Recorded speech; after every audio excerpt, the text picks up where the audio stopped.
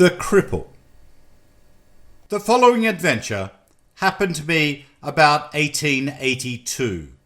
I had just taken the train and settled down in a corner, hoping that I should be left alone, when the door suddenly opened again and I heard a voice say, "Take care, monsieur.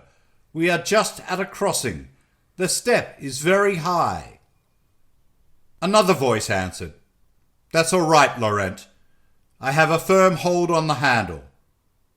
Then a head appeared, and two hands seized the leather straps hanging on either side of the door and slowly pulled up an enormous body whose feet, striking on the step, sounded like two canes. When the man had hoisted his torso into the compartment, I noticed at the loose edge of his trousers the end of a wooden leg, which was soon followed by its mate. A head appeared behind this traveller and asked, "Are you all right, monsieur?" "Yes, my boy." "Then here are your packages and crutches." And a servant, who looked like an old soldier, climbed in, carrying in his arms a stack of bundles wrapped in black and yellow papers and carefully tied. He placed one after the other in the net over his master's head. Then he said, "There, monsieur, that is all.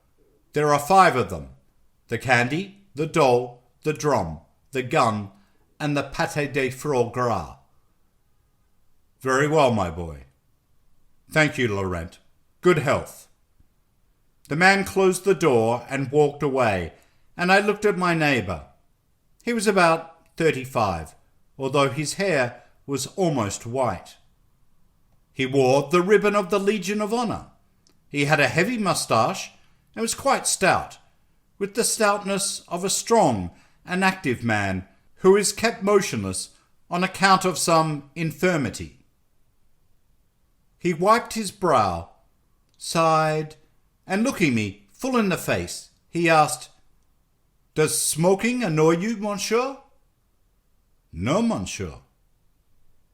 Surely I knew that eye, that voice, that face. But when and where had I seen them? I had certainly met that man, spoken to him, shaken his hand. That was a long, long time ago. It was lost in the haze wherein the mind seems to feel around blindly for memories and pursues them like fleeing phantoms without being able to seize them. He too was observing me, staring me out of countenance with the persistence of a man who remembers slightly but not completely. Our eyes, embarrassed by this persistent contact, turned away. Then, after a few minutes, drawn together again by the obscure and tenacious will of working memory, they met once more, and I said, "Monsieur, instead of staring at each other for an hour or so, would it not be better to try to discover where we have known each other?" My neighbour answered graciously, "You are quite right, monsieur." I named myself. "I am Henry Bonclair, a magistrate." He hesitated for a few minutes. Then, with the vague look and voice which accompany great mental tension, he said, "Oh, I remember perfectly. I met you 12 years ago, before the war, at the Poincels." "Yes, monsieur. You are Lieutenant Revalieri." "Yes, I was Captain Revalieri, even up to the time when I lost my feet, both of them together, from one cannonball." Now that we knew each other's identity, we looked at each other again. I remembered perfectly the handsome, slender youth who led the cotillons with such frenzied agility and gracefulness that he had been nicknamed the Fury. Going back into the dim, distant past. I recalled a story which I'd heard and forgotten, one of those stories to which one listens but forgets, and which leave but a faint impression upon the memory. There was something about love in it. Little by little, the shadows cleared up, and the face of a young girl appeared before my eyes. Then her name struck me with the force of an explosion. Mademoiselle de Mandel. I remembered everything now. It was indeed a love story, but quite commonplace. The young girl loved this young man, and when I had met them, there was already talk of the approaching wedding. The youth seemed to be very much in love, very happy. I raised my eye to the net, where all the packages, which had been brought in by the servant, were trembling from the motion of the train, and the voice of the servant came back to me as if he had just finished speaking. He had said, "There, monsieur, that is all. There are 5 of them, the candy, the doll, the drum, the gun, and the pâté de foie gras." Then, in a second, a whole romance unfolded itself in my head. It was like all those which I had already read, where the young lady married notwithstanding the catastrophe, whether physical or financial. Therefore, this officer, who had been maimed in the war, had returned after the campaign to the young girl who had given him her promise, and she had kept her word. I considered that very beautiful but simple, just as one considers simple all devotions and climaxes in books or in plays.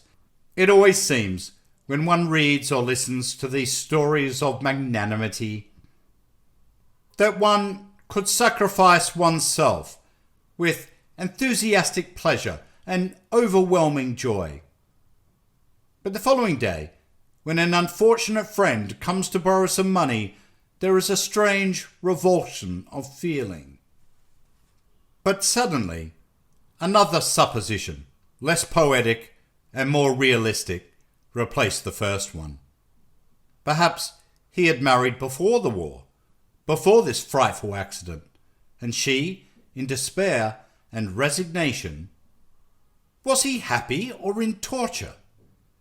I was seized with an irresistible desire to know his story, or at least the principal points, which would permit me to guess that which he could not or would not tell me. Still thinking the matter over, I began talking to him. We had exchanged a few commonplace words, and I raised my eyes to the net and thought, he must have 3 children. The bonbons are for his wife, the doll for his little girl, the drum and the gun for his sons, and this pâté de foie gras for himself. Suddenly I asked him, "Are you a father, monsieur?" He answered, "No, monsieur." I suddenly felt confused, as if I had been guilty of some breach of etiquette, and I continued, "I beg your pardon. I had thought that you were, when I heard your servant speaking about the toys." One listens and draws conclusions unconsciously. He smiled and then murmured, "No, I'm not even married. I'm still at the preliminary stage." I pretended suddenly to remember and said, "Oh, that's true. When I knew you, you were engaged to Mademoiselle de Mandel, I believe." "Yes, monsieur. Your memory is excellent." I grew very bold and added, "I also seem to remember hearing that Mademoiselle de Mandel married monsieur. He calmly mentioned the name, Monsieur de Fleurel. "Yes, that's it. I remember it was on that occasion that I heard of your wound." I looked him full in the face, and he blushed. His full face, which was already red from the oversupply of blood, turned crimson.